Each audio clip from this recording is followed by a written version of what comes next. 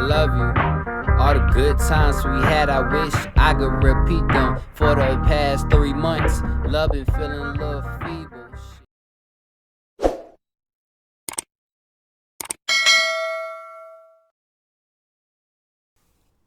What's good, y'all? Welcome back. Welcome back again with another video. I got my work clothes right there. I'm about to go to work tomorrow morning. Shout out to my boy and my boy. Y'all already know. And if y'all don't, Optimus Prime and Black Golfing Dude. Special guest today, we got is Rubik's Cube. Boom, boom, boom, boom, boom. So, today, we're gonna watch a video on how Tyler Creator sold out on his own terms. On his own terms. A lot of artists can't do this.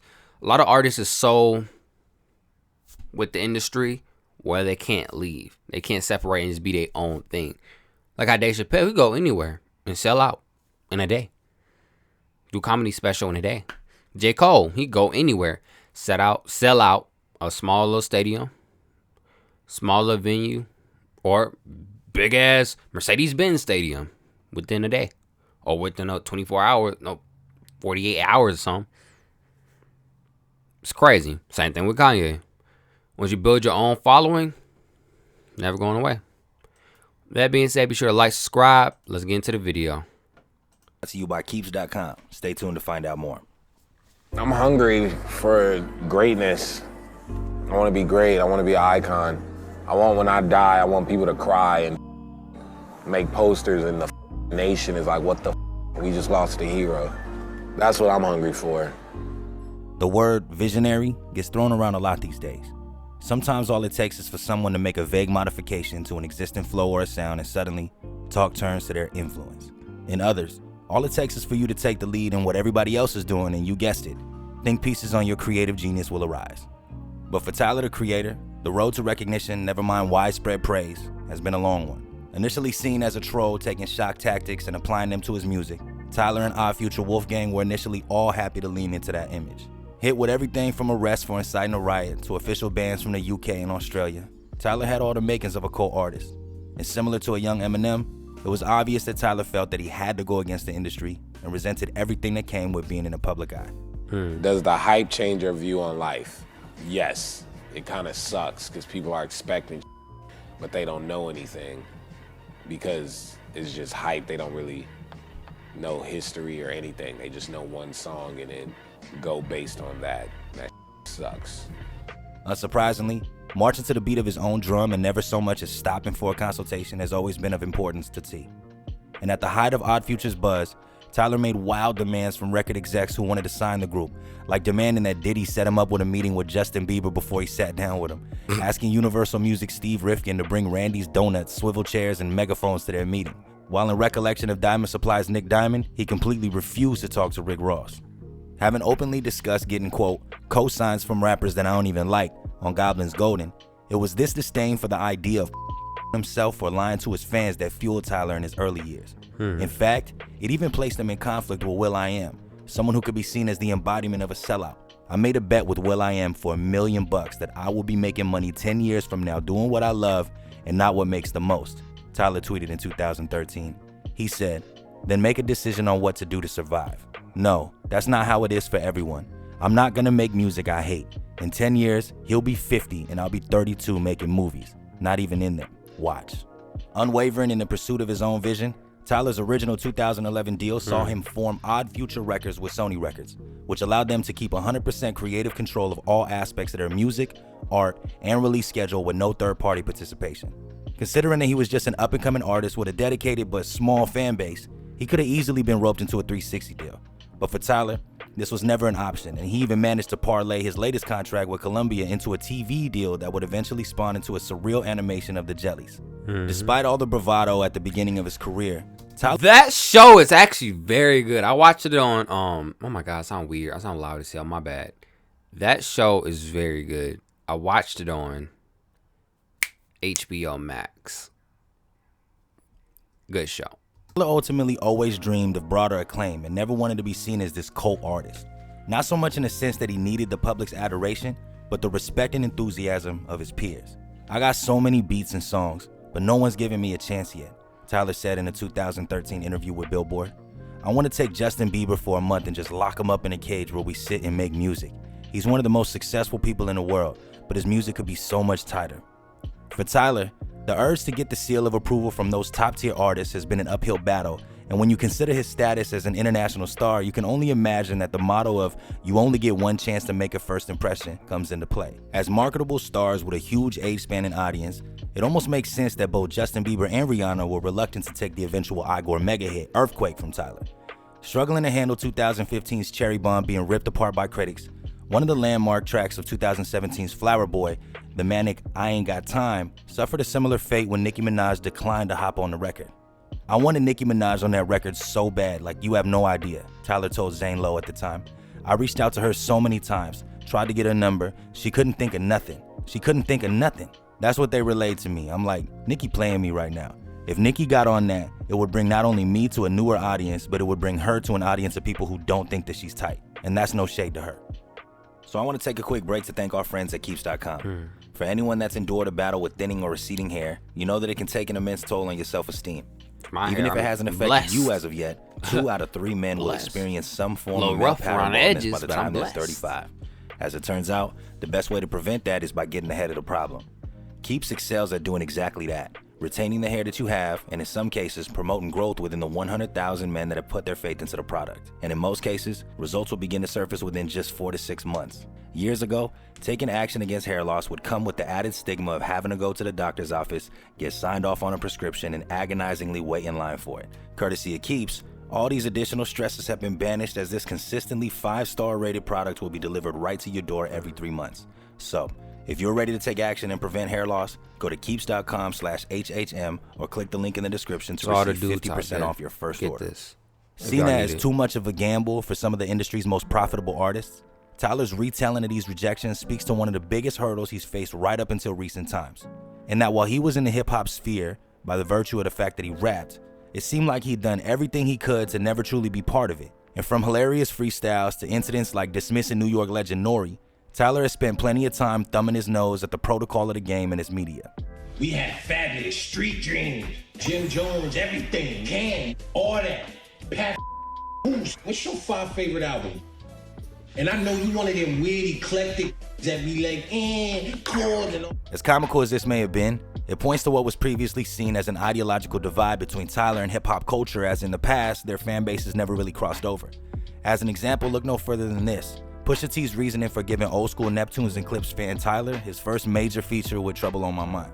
I got a godson. He's about 11.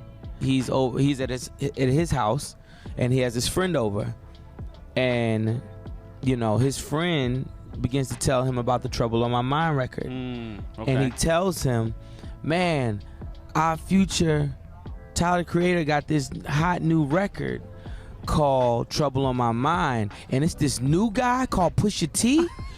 Oh my God, this guy is like, he's awesome." I mean, it just blew my mind. Right. Seen as this outsider with no regard for hip-hop tradition or its codes of ethics, Tyler used to be seen as an outcast. You are the reason that I hate Tyler, the Creator. About 20 minutes later, I go to get on the elevator. I press the button, ready to escape all things. Elevator door opens. Guess who's right there?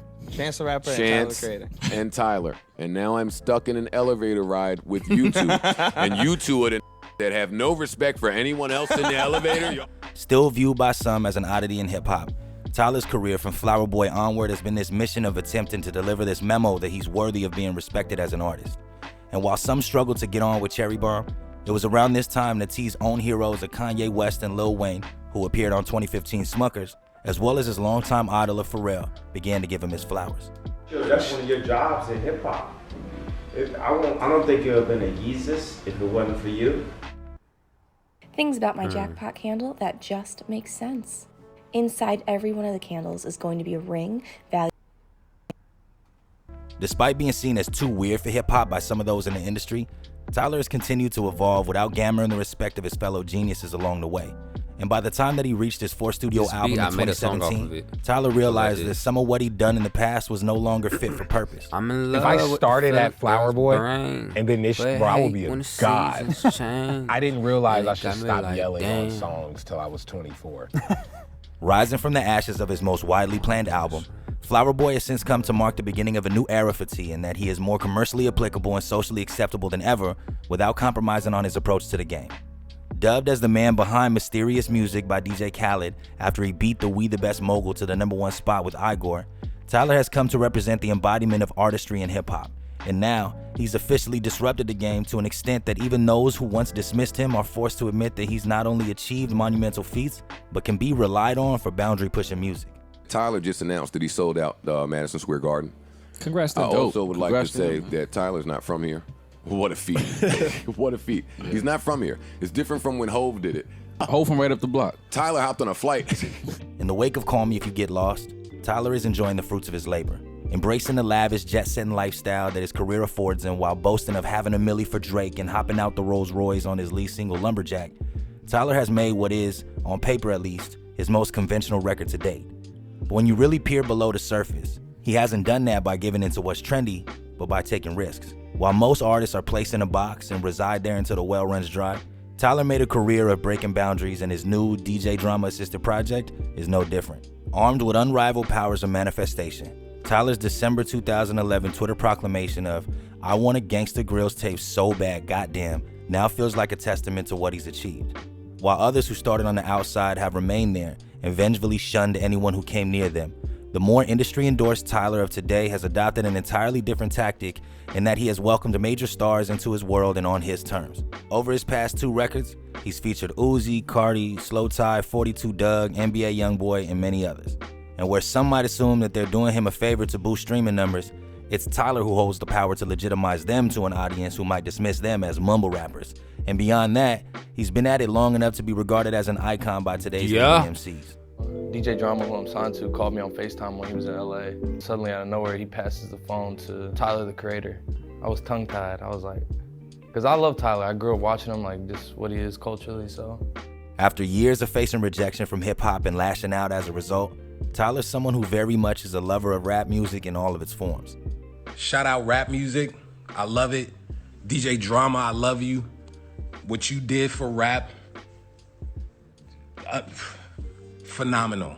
From all the Waynes, all the dedications, from P, from the In My Mind prequel mixtape, to Clips, to Jay-Z, to Andre, to Westside Gun for making me want to just rap again. I love it. I love rap.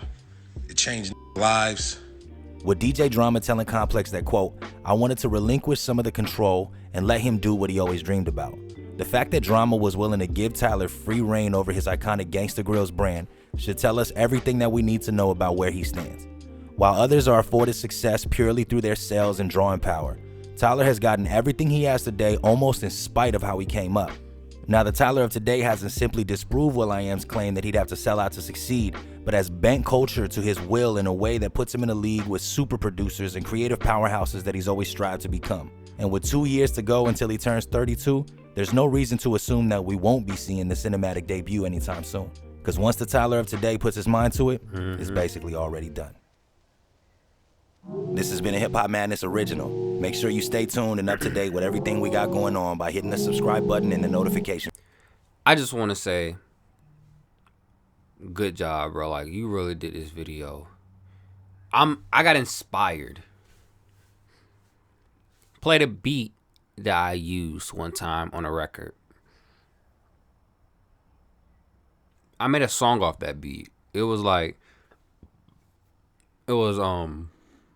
this when I was more off beat, but it was like, I'm in love with the feeling girls bring, but I hate when the seasons change. And it got me like, damn, why do I show my love to the wrong girl? Then get met, she not my old girl. That means I messed up my own world. Why she moved on in this cold world? Why do I love so deep? Like that one girl I fingered back when I was 15. Pussy wet though. She was part of the swim team. Funny thing is, that's the day I learned how to cream. Cause cash rules everything around me. That's what this one African girl named Christine said. For she ride me out of 20. Wrote that a long while ago. Never put that one out. I put a whole nother, thing out. But that was the actual real song. People know that hook from June or something like that. But nah, that's not it. That was ripped off that other song. But hey, above me, that's above me. That being said, be sure to like, subscribe. I'm gonna subscribe to Hip Hop Madness, bro. I'm gonna show my love, bro. You good shit, good shit, good shit, bro. Good shit, good shit, bro. I keep doing it, bro. I support you, man. I support you. That being said, be sure to stay tuned. Be sure to like my boy Hip Hop Madness, and stay tuned to the next video. Do y'all think? Let me get into this right quick. I don't like certain hip hop people be like, Tyler Creator's stupid, Tyler Creator sucks. It's like, bro, why can't you just show love to everybody? Why do someone always have to suck or so you don't like them because you don't get them? That don't make. I don't get that. Personally, I just don't get it. I don't. My boy sold out Madison Square Garden. That's hard as hell to sell out. I don't care where you from. That shit is hard as fuck. It's literally hard. You have to be a big ass artist to sell that out. Be sure to like and subscribe. Peace. Mario the poet.